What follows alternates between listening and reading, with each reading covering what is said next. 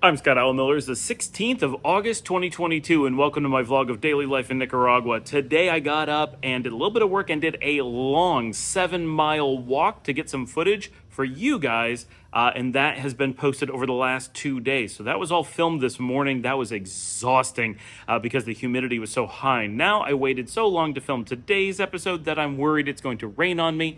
I can already feel the drops starting, so hopefully I will be able to get this done before that happens. Unfortunately, yesterday I also had the GoPro die from the heat, for yesterday's video while filming this morning. It was so hot and humid that the GoPro actually overheated and shut down on me, which is always a lot of fun, so I still have to record the end of that.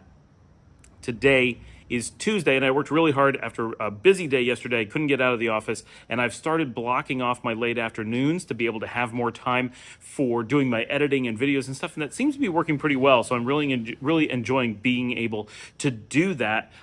Tonight, we're expecting a big thunderstorm, and there's a possibility of a hurricane coming up in the next few days, so you may get to see a little bit of that. We are finally enjoying a break from the fireworks. They started on Friday for the Griteria Chiquita, which goes officially just Saturday and Sunday, but starts definitely on Friday, which is when I filmed the parade for you guys. Goes all day Saturday, all day Sunday here.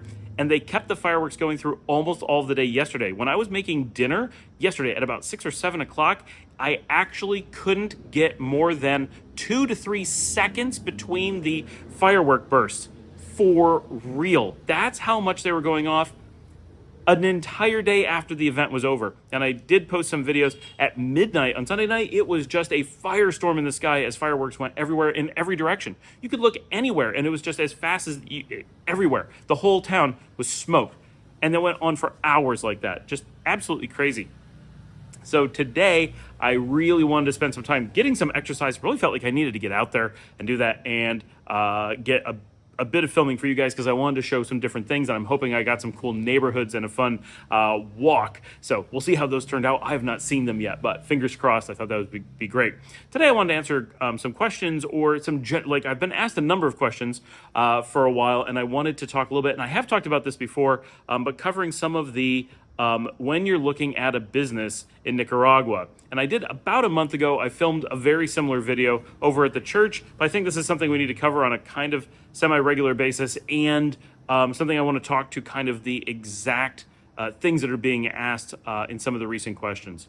So when you're looking, because obviously we do a lot of businesses here in Nicaragua, and if you watched over the past week, I visited 3 completely different businesses, a bar, a campestre, and a veterinary clinic that we are involved in, that are all new for people on this channel. You haven't really seen any of those yet. I haven't really talked about them, and we're going to be showing a lot more in the future, and hopefully we're going to have some really cool stuff to talk to you guys about, like what the adventure of all the different things that happen at those, and also we're starting the construction this week. I don't know when it's actually going to start. At the moment that I'm recording this, it has not started yet, but it should be any day. We're starting to build greenhouses on some of our property down at the beach, not on the beach, but near the beach, in the beach community, because we are going to be growing, at this time, we're just growing trees. So this is not super exciting. It's not like we have some amazing business of growing produce or anything to tell you guys about. We simply are doing a reforestation plan in some jungle area, and we want to have control over what kind of trees. We want them to be healthy and successful.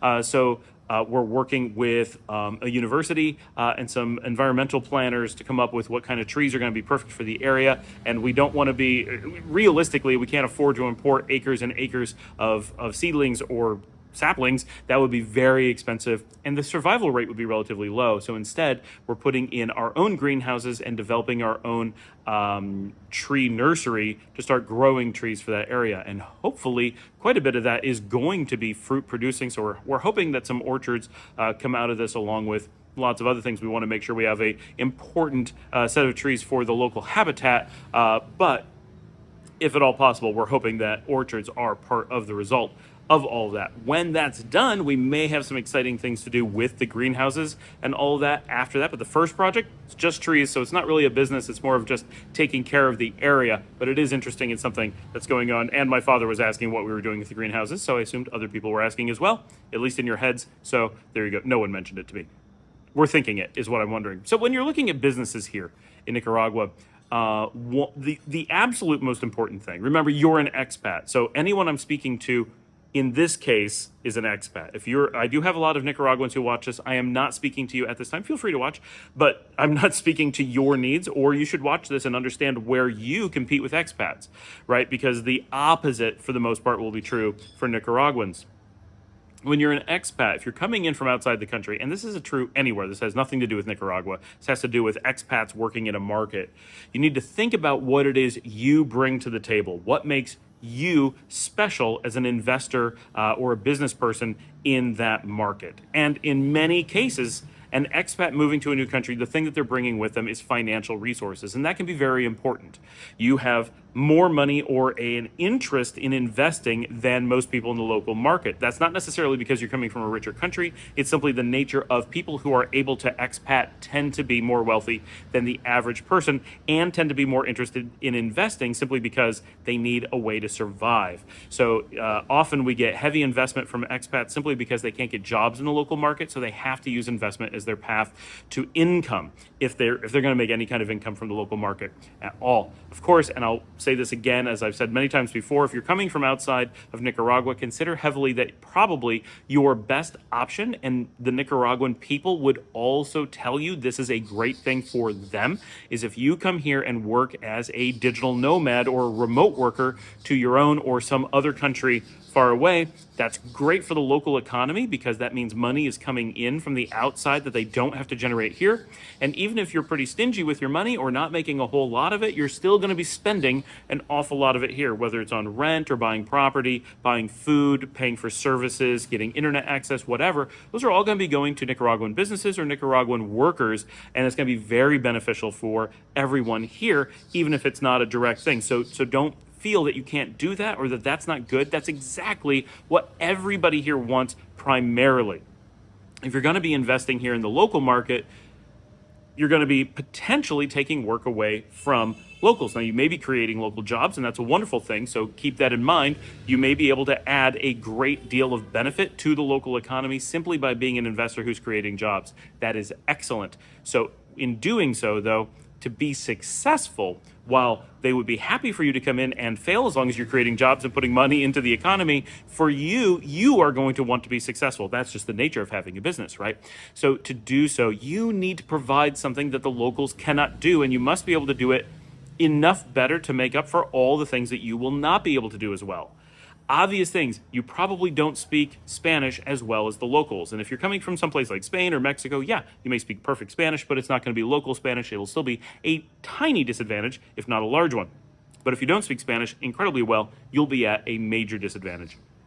Local culture. If you don't know the local culture in every possible way, you're going to be at a disadvantage. And if you don't know all the local laws and customs and taxes and all those complications, sure, you can hire attorneys and accountants and all those things that will guide you through that, and that's great. That's going to cost you more, and you're still going to be at a disadvantage because you're going to have to ask questions when other people are going to know intrinsically. So you might be like, oh, what if we did this or that, and start planning in your head, and then 2 days later talk to a lawyer, and they're like, you can do that, but here's what you have to do it. And you go, oh, that's more costly than I thought. A local may be like, I would never have thought of it in the first place because I already knew it was a dumb idea. When it comes to hiring, you're going to be at a disadvantage, right? You may have some advantage that people may want to work for you simply because you're an outside company. That may give them a little bit more confidence, but in other cases, you may lose confidence. So it may not be much of an advantage, if any, but your lack of knowing how to reach people, your lack of resources and just personal connections to be able to reach out. If you live here, if you're from here, you may be like, oh, I've got a cousin who needs a job. I know that I can go down to this university, or I know a group of people who were working at a plant and it went out of business, or there was just layoffs. You'd have all those connections to know those things. You know how to reach the right people for work. And if you're not from here, you're going to be lacking that. Of course, you can hire someone who has that, but you're always going to be at a little bit of a disadvantage because if you were a local and you hired someone, you'd have two people who knew those things instead of just one, for example. So you'll always be on the back foot when it comes to those things. What you might be able to bring to the table, hopefully, is some type of expertise. So beyond your investment, which of course is important, having some type of expertise or willingness to take on risks may be the thing that makes you different than a local business. You may be able to build a larger business than one that already exists. You may be able to go into a place where no one had one before. And once in a while, you may come in with a business idea that doesn't exist in the market. Here in Nicaragua, we're a very small market, 6.5 million people total throughout the entire country, spread over a really large area. So while no one is unfamiliar with any business that may exist in the United States or Western Europe or even Southeast Asia, they may not have one here. There are plenty of types of businesses that do not exist in the country, but normally it's because there is very low demand, and if you put one in, people may not be aware of why they would want to go use it, or they may say that's neat but not care and not go. And so there's a lot of things where you just don't know if it's going to be useful or not. And so that's where it's challenging. Yes, you may bring something to the market that no one has just simply because you're familiar with it. You may, you come from the American Midwest and you love casseroles, and there's no way to get casseroles here in Nicaragua. So you're going to start a casserole restaurant on the side of the road, and you're going to do just standard, church Sunday afternoon potluck dinner, food items and pot pies and that kind of stuff. Will somebody come and check it out? Yes, somebody will come. Will enough people come, try it, love the food, and decide to keep coming back over and over again, even if you do amazing casseroles? Probably not. And there's a reason why those jobs don't exist here, why those businesses don't exist here, because those aren't things that people are going to want to eat on a regular basis. Right? It simply isn't. I'm from the Midwest, or I grew up in a Midwest culture in Western New York, and we ate that stuff all the time. I would love if there was a restaurant that had that here. I would go eat there for sure. My wife makes that food here for us at home because we miss it. My kids make it because they miss it.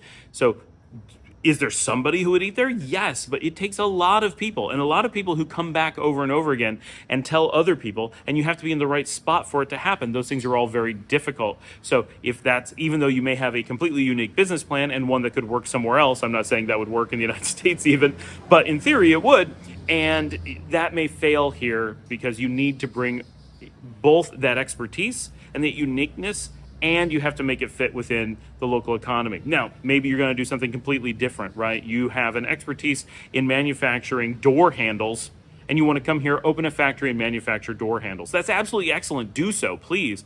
That would create a lot of jobs and be a wonderful thing for the economy, but there will be challenges that you probably haven't thought of or are unaware that will be challenges. The primary one will be getting raw materials for that and the machines that you need. Both of those exist in the country for sure, but they are difficult to get, and you will have to find someone with the expertise to come up with the supply chain that you need. Finding laborers, setting up the equipment, finding a factory facility, all that will be extremely easy.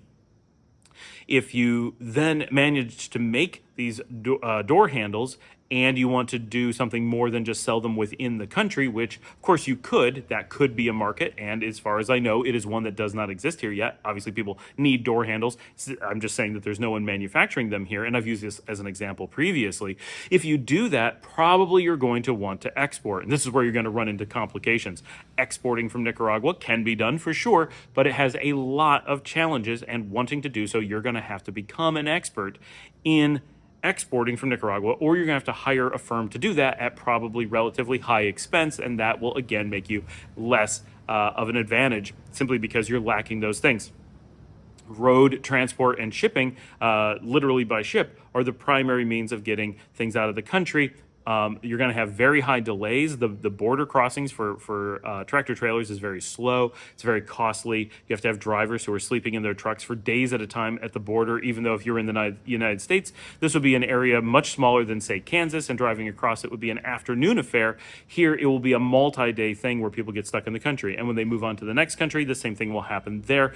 And who knows how far you want to ship your products away. Do you want to ship them to China? Then just put them on a boat. It's probably not too bad. You want to ship them to the United States? May be very complicated. There may be a lot of borders in the way or a lot of complications that you didn't think about. So things like that, you can bring that expertise here. And absolutely, I would encourage, if it's something you're interested in, something like a factory, having a factory or other manual labor intensive activity here and planning to ship those products elsewhere could be an awesome thing. But be aware, you're simply going to be at major challenges in every way. You're going to have a workforce with very little manufacturing experience across the board, and the logistics are going to be very, very hard. So those are the big things, right? You have to be able to bring something unique to the market. You have to have something that is so good in what you do that the people here need it, or you're able to export it out to someone else who needs it. And the amount of expertise, the amount of investment, the amount of whatever you bring to the table is so great that it overcomes all the disadvantages of not being personally aware of all the complications and activities in the local market. That is the hardest thing. And very few people who come here from other countries, and pretty much anywhere, going to another country and trying to run a business is extremely difficult. Of people who have patterns where that is successful, very often they are things like, and we will mention this because it's true almost everywhere, if you come from China, if you are a natural-born Chinese citizen and you have enough investment dollars to be able to move abroad, you have some known patterns that work really well. And this is more or less true if no matter where you're coming from, but China is a giant market that specifically has products and culture that make this work really well. If you move to a new country, here, for example, in Nicaragua, you could have an industry where you are importing products from China to sell here in the local market. Use your connections with family back home in China to be exporters and build your own import business here. Of course, you have to overcome all that local knowledge stuff. That's an investment worth doing because you have that unique opportunity of the export in the Chinese market, and you can open restaurants here because people everywhere in the world are interested in Chinese food, whether it's real Chinese food or just like American Chinese food. Those are things that are unique, and the people in the local market don't know how to make those foods or to do that import. They don't have the export expertise in the other country. So if you're coming from the United States, for example, you could do the same thing. Do you want to open a restaurant here that serves American food? Is that a food that people are interested in, like Chinese? Then that may work. Do you want to have an import business where you're bringing in goods that are made in the United States that people desire here in this market? Do you have the family connections in the United States to run an export business and you will do all of the footwork and research and get all the team together to be an importer here in Nicaragua? Then you could do that. That is perfectly possible. Difference is, coming from China, there's many more products that are made in the United States at much lower cost, and they tend to come direct by boat simply because of how the shipping logistics world works with China and Nicaragua. If you're coming from the United States, there's a good chance that things have to pass through Panama. It's going to be very expensive, or they're going to come down the West Coast, which is doable, or they're going to try to ship by road, which has a lot of its own complications. And the United States tends to make high-cost products rather than low-cost products, and does not make nearly as many of them as China. So most of the goods coming from the United States are not things that are highly desired in this market. Someone wants them, absolutely, but they would be a premium product and it would be very difficult to find a large market. So that is not something that's going to tend to happen. But if you're coming from a Vietnam, a Thailand, a Cambodia, a Mexico, a Portugal, a West African country, a Ghana, you may have an opportunity to run an import-export business that makes sense, bringing products here into Nicaragua. If you're looking to take products from here and ship them out to the outside world, I don't know why, but it seems like it's a much bigger challenge simply because there aren't that many products that are made here. This is not a big production country. Of those that are produced here, rum, coffee, chocolate, there's already giant distribution channels in place to send those out. Those are not things you're likely going to be able to do very easily, and there's not that high of a demand for certain products coming out of Nicaragua. There are some wonderful products here for sure, rum, for example, but that already has a global distribution network that you cannot compete with in any way. There's a multi-billion-dollar multinational that handles that. Beer, on the other hand, is not broadly available from Nicaragua to the rest of the world. That is an opportunity for someone to export it. However, the demand for Nicaraguan beer on the international market appears to be extremely low. So even if you could do that and set up that distribution, you may find that you don't have the international audience to buy it.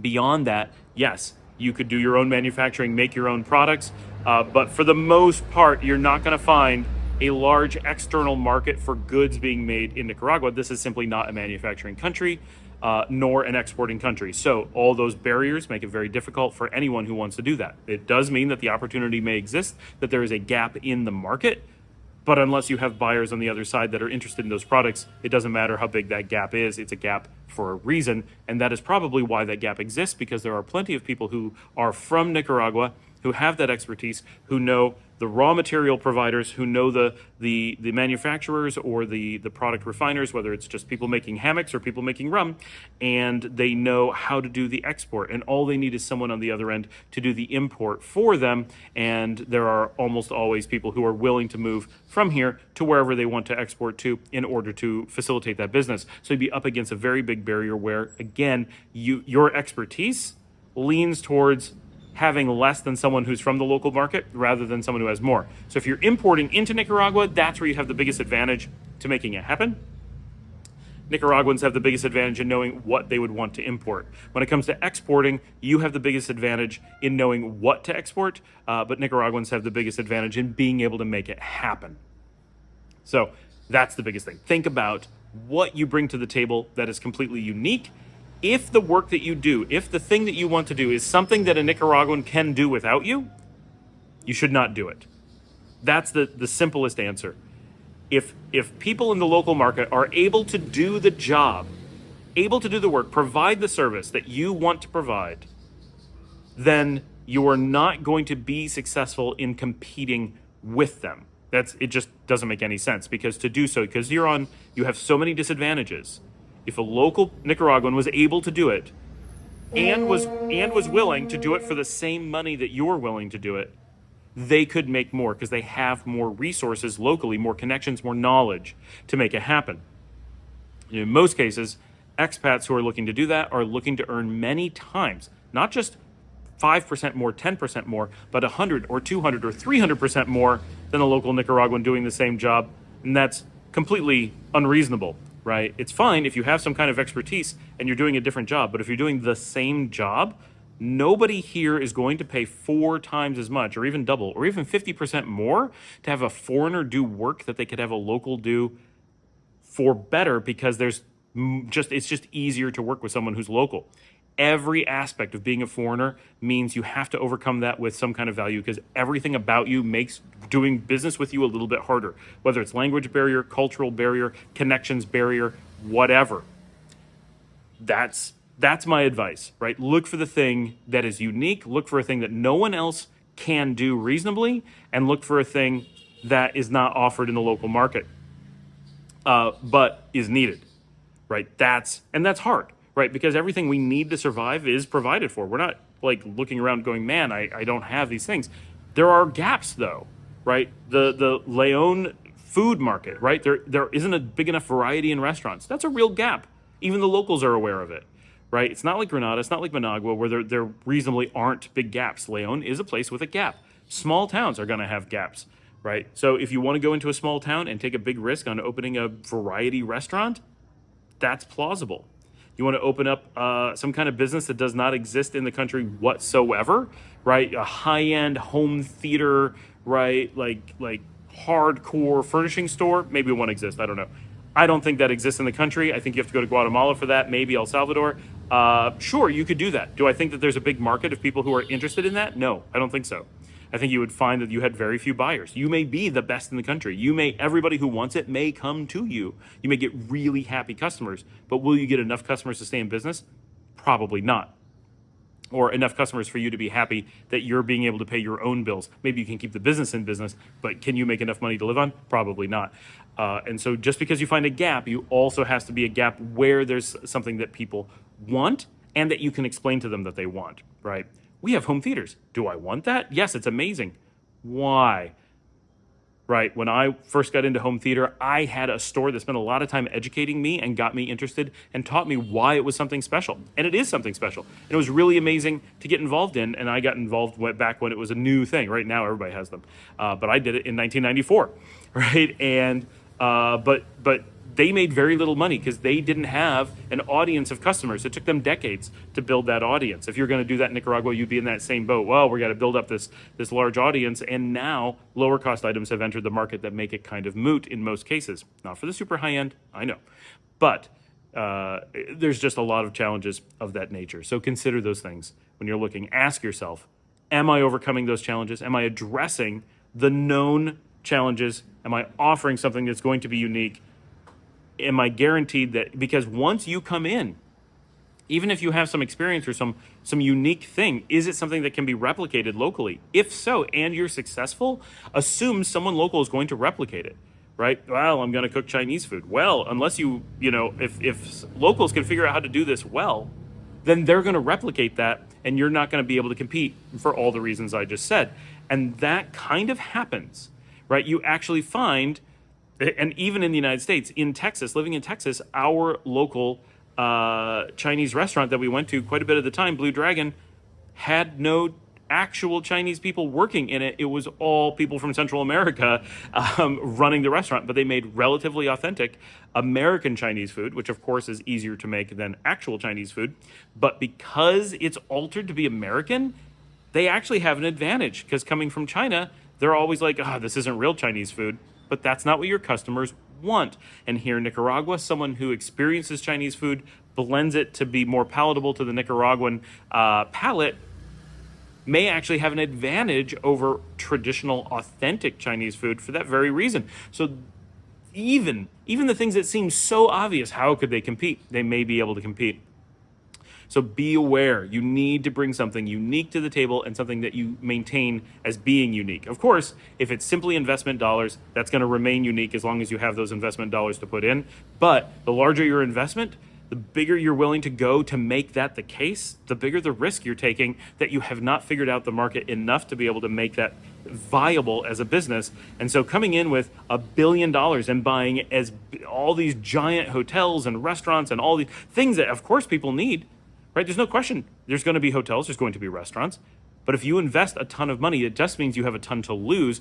Are you going to make places that can make money in the local market because you addressed what people are looking for? Maybe, maybe not. Investment alone is not enough, because you just don't know how to invest necessarily. I would also highly recommend come to Nicaragua and experience the country. Anywhere you go, not necessarily Nicaragua, when you're looking at an expat as an investor, get to know the place first before you start thinking about business plans. Unless your plan is pure investment, I'm just going to go in and invest in existing businesses because I think that by putting in stable investment dollars, I can help them overcome an economic hardship, right? That is a business plan, right? Coming in and investing, expecting to lose for years with the hopes that when the economy turns around, you will have a vested interest, quite literally, that is able to make money simply because you invested when people were afraid of the market and weren't willing to invest in it. That is more or less blind investing, simply riding the ups and downs of the market. Yes, that can work. Yes, that is a viable plan, but most people don't want to do that. They don't want to invest to lose. They want to invest to gain. They want to put in a business and then make money from it in the relative short term. And that can be very difficult, especially in a market where the economy is down. So that is what a pure investment game is going to look like. Is a very long-term loss of money while you build up clientele, while you build up a reputation, while you keep the doors open during a time when you're probably losing money in the hopes that in the future that is going to change. And of course, we only hope that it changes.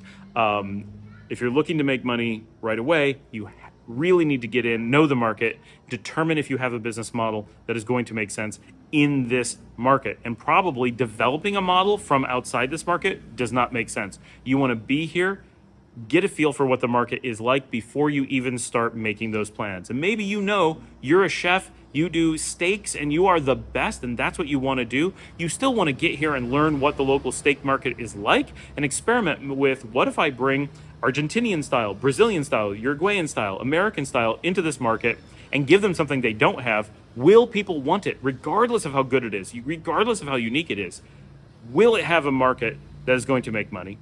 And or can you adapt to what the locals are looking for and make what they want at a quality or in a style that they cannot get, or in a place that they cannot get it? One way or another, you have to find that thing that's unique and maintain it in order to be successful. Thanks for joining me. Please remember to like and subscribe. Put your comments below. Ask your questions. Do you have a business plan that you want me to shoot down? Because I'm an expert at shooting down business plans. It's actually something I do for corporate America. So that is, it's called a corporate naysayer. It is actually a job. So this is something I'm kind of beneficial at, looking at why your business plans don't work. I'm happy to do so. It doesn't take any effort to tell you why it's likely to fail. And those are things you need to know. Are all the concerns that I have about a business things that you're willing to look past and attempt anyway? Thanks for joining me. I'll see you all tomorrow.